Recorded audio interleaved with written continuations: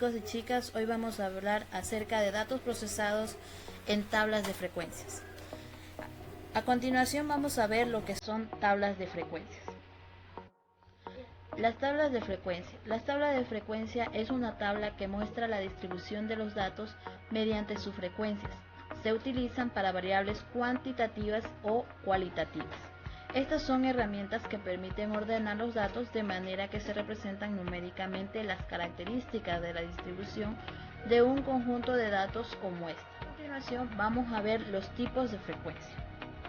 Tenemos la frecuencia absoluta.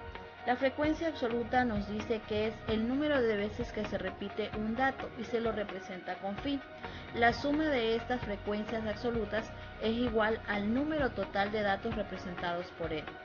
Tenemos la frecuencia absoluta acumulada, en la cual nos dice que es la suma de frecuencias absolutas de todos los valores iguales o inferiores al valor considerado y se representa con phi mayúscula. Tenemos la frecuencia relativa, lo cual nos dice que es el resultado de dividir la frecuencia absoluta de un determinado valor entre el número total de datos que se representan por μ. La suma de la frecuencia relativa es igual a 1. Tenemos lo que es la frecuencia relativa acumulada, que es el cociente entre la frecuencia acumulada de un determinado valor y el número total de datos, que se representa por ni mayúscula. Entonces aquí tenemos los 4 tipos de frecuencias que vamos a observar, ¿sí? A continuación les voy a dar un ejemplo para que ustedes puedan entender estos tipos de frecuencia. A continuación vamos a ver un ejemplo.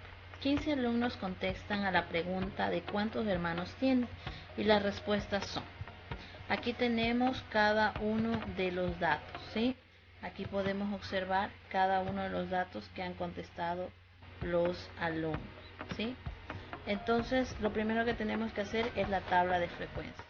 En la primera columna lo que vamos a registrar, donde dice número de hermanos, vamos a registrar en n los datos, en este caso los números de hermanos, de menor a mayor. En este caso, ¿cuál es el número menor? Es 0. Entonces ubicamos 0, 1, 2, 3 y 4.